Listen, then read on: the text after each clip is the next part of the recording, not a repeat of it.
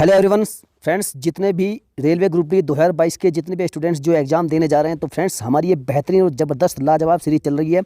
इसकी पहले जितने भी आपने वीडियोस नहीं देखी है तो अभी चैनल के प्लेलिस्ट में जाइएगा, वहाँ आपको सारी वीडियोस प्रोवाइड हो जाएगी। तो चलिए फ्रेंड्स, सेट नंबर 9 है, टेस्ट नंबर 9 है, सभी प्रश्न मोस्ट इंपोर्टेंट है। वीडियो को शुरू करते हैं। पहला प्रश्न इस प्रकार है कि नर्तकी जिसे जो कांसे की मूर्ति थी, तो वह किस पुरातात्विक स्थल से मिली थी? तो फ्रेंड्स इसका जो राइट आंसर है वो है मोहनजोदड़ो।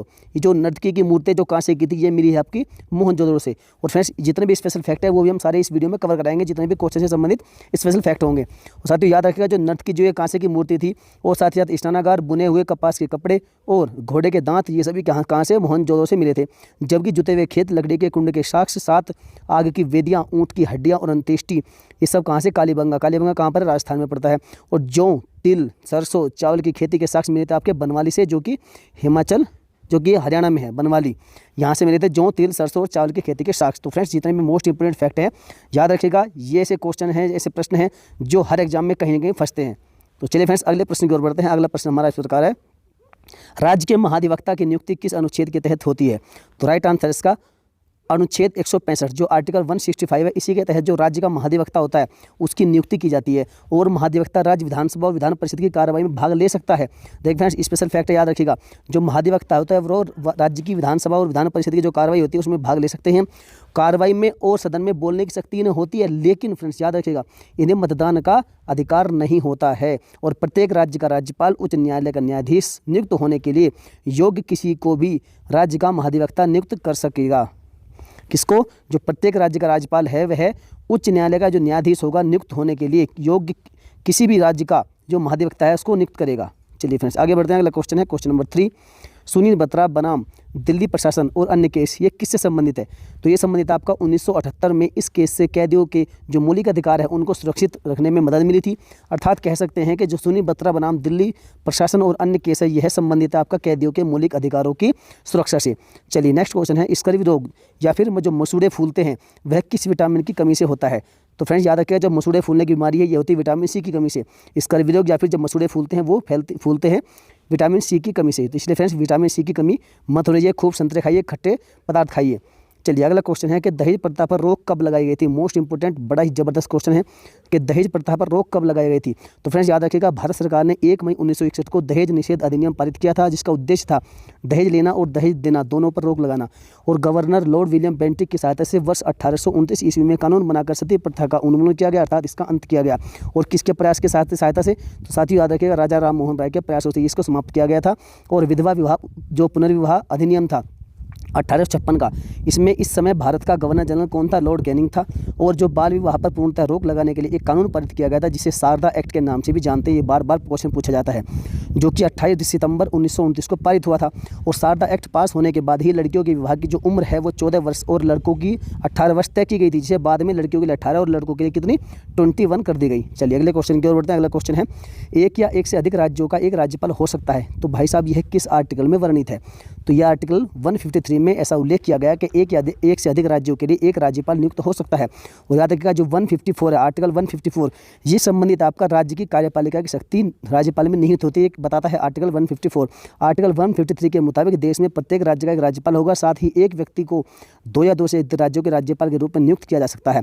जबकि आर्टिकल 55 के अनुसार राज्यपाल की नियुक्ति राष्ट्रपति द्वारा की जाती है और राज्यपाल राष्ट्रपति के प्रसाद पर्यंत कार्य करता है। जब चाहे राष्ट्रपति राज्यपाल को हटा सकता है या फिर उसकी बदली कर सकता है, किसी और स्टेट का राज्यपाल भी उसे बना सकता है। चलिए फ्रेंड्स आगे बढ़ते हैं, सभी फैक्ट मोस्ट इंपोर्टेंट है। अगला क्वेश्चन है क्वेश्चन नंबर 7, कौन से कोशिकांग अर्थात कौन सा कोशिकांग को हम ऊर्जा का पावर हाउस कहते हैं? ऐसा कौन सा कोशिकांग है जिसको ऊर्जा का पावर हाउस कहा जाता है? जबरदस्त धुआं प्रश्न है। तो यह भाई साहब माइटोकॉन्ड्रिया को कोशिका का शक्तिगृह या फिर पावर हाउस कहते हैं। किसे याद रखिएगा? माइटोकॉन्ड्रिया। और फ्रेंड देखिए, एटीपी को कोशिका की क्या कहते हैं? ऊर्जा मुद्रा कहते हैं। और प्रोटीन की फैक्ट्री किसे कहते हैं? राइबोसोम को कहते हैं। कोशिका झिल्ली कहते हैं कोशिका का रक्षक। और जो कोशिका का यातायात प्रबंधन करता है वो करता है गोल्जिकाय। और कोशिका की आत्मघाती थैली कहते हैं लाइसोसोम को। किसे? लाइसोसोम को। और जो मृत कोशिकाओं का निष्कासन या अपशिष्ट पदार्थों का निष्कासन करता है कौन? ये लाइसोसोम। और लाइसोसोम का मुख्य काम होता है पाचन करना। चलिए फ्रेंड्स, मोस्ट इंपोर्टेंट सभी फैक्ट मैंने आपको कवर करा दिए। अगले क्वेश्चन की ओर बढ़ते हैं। उत्तर प्रदेश में बच्चों के लिए अनिवार्य फ्री एजुकेशन पॉलिसी कब शुरू की गई थी? तो ये की गई थी वर्ष 2011 में।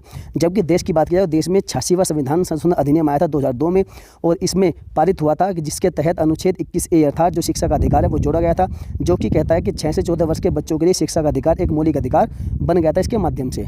चलिए अगला क्वेश्चन है क्वेश्चन नंबर 9, जनसंख्या में अधिकतम वृद्धि कब हुई थी? बड़ा जबरदस्त क्वेश्चन है, बार बार पूछा जाता है।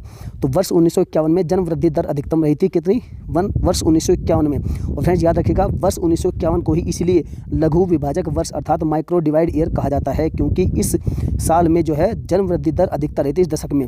और जो भारत के जनगणना में एक दौर ऐसा भी आया था, एक समय ऐसा भी आया था जब जन्म वृद्धि दर न्यूनतम रहती अर्थात बहुत कम रहती, सबसे कम। और यह दशक कौन सा था? वर्ष 1911 से 1921 का यह दशक था। इसलिए वर्ष 1921 को क्या कहते हैं? जनगणना वर्षों में से भारत का जनगणना का क्या कहते हैं? महाविभाजक वर्ष कहा जाता है। याद रखिएगा लघु विभाजक वर्ष और महाविभाजक वर्ष। लघु विभाजक वर्ष 1951 और महाविभाजक वर्ष आपका 1921। चलिए फ्रेंड्स आगे बढ़ते हैं।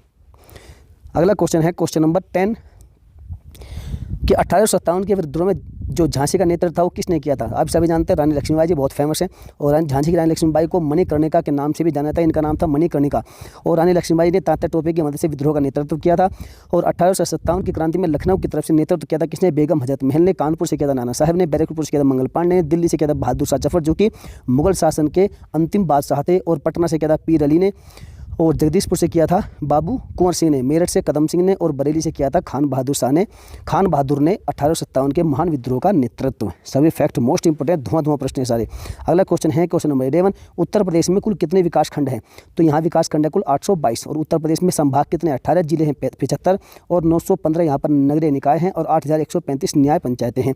जबकि नगर निगमों की बात करें तो 13 हैं, और नगर पालिका बोर्ड है तो आपके 226, और 59,163 ग्राम सभाएं, 822 विकास खंड, और आपके 97,941 आपके आबादी वाले गांव हैं। जबकि क्या है? 1,80,000 आपके डाकघर हैं, और 2,885 आपके टेलीफोन एक्सचेंज है। देखिए एक क्वेश्चन में आपका जबरदस्त धुआं फैक्ट मिले हैं फ्रेंड्स।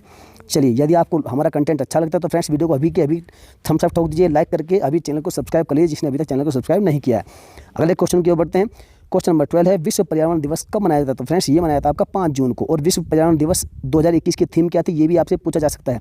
तो इसकी थीम थी इकोसिस्टम रिस्टोरेशन, यानी कि पारिस्थितिकी तंत्र की बहाली। और 2020 की थीम क्या थी? Time for nature celebrate biodiversity. याद रखिएगा दोनों को, 2020 की भी पूछी जा सकती है। क्वेश्चन नंबर 13, आरटीआई एक्ट की किस धारा के तहत सूचना देने से मना किया जा सकता है? देखिए आपसे भी जानते हैं कि जो आरटीआई एक्ट 2005 में लागू हुआ था, जो पारित हुआ था, उसमें आप किसी भी सरकारी संस्था से कोई भी सूचना मांग सकते हैं। लेकिन फ्रेंड्स एक आरटीआई की धारा 8 है जो ये कहती है कि यहाँ सूचना देने से आपको मना किया जा सकता है। और आरटीआई एक्ट के तहत जो धारा 3 है इसमें सूचना देना एक नियम है, जबकि धारा जो 8 है इसमें जानकारी ना देना एक अपवाद है। क्यों नहीं दिया जाता? क्योंकि फ्रेंड्स जितने भी जो डिफेंस से जुड़ी जो संस्थाएं हैं आप उनसे जानकारी नहीं मांग सकते, क्योंकि ये देश की सुरक्षा का सवाल है, इसलिए आपको जानकारी यहाँ से नहीं मिलती। धारा 8 में ऐसा उल्लेख है, आरटीआई की धारा 8। नेक्स्ट क्वेश्चन है कि मुख्य चुनाव आयुक्त की नियुक्ति कौन करता है? तो मुख्य चुनाव आयुक्त की नियुक्ति करता है आपका कौन? जो भारत के संविधान के अनुच्छेद 324(2) के अधीन भारत के राष्ट्रपति को मुख्य निर्वाचन आयुक्त और निर्वाचन आयुक्तों को नियुक्त करने की शक्तियां दी गई है। और भारत के मुख्य चुनाव आयुक्त को राष्ट्रपति द्वारा लोकसभा और राज्यसभा दोनों में से 2/3 बहुमत से संसद के दोनों सदनों द्वारा पारित एक प्रस्ताव के आधार पर उनके पद से हटाया जा सकता है। नियुक्त करते हैं इसके राष्ट्रपति और हटाया जा सकता है ये संसद के द्वारा।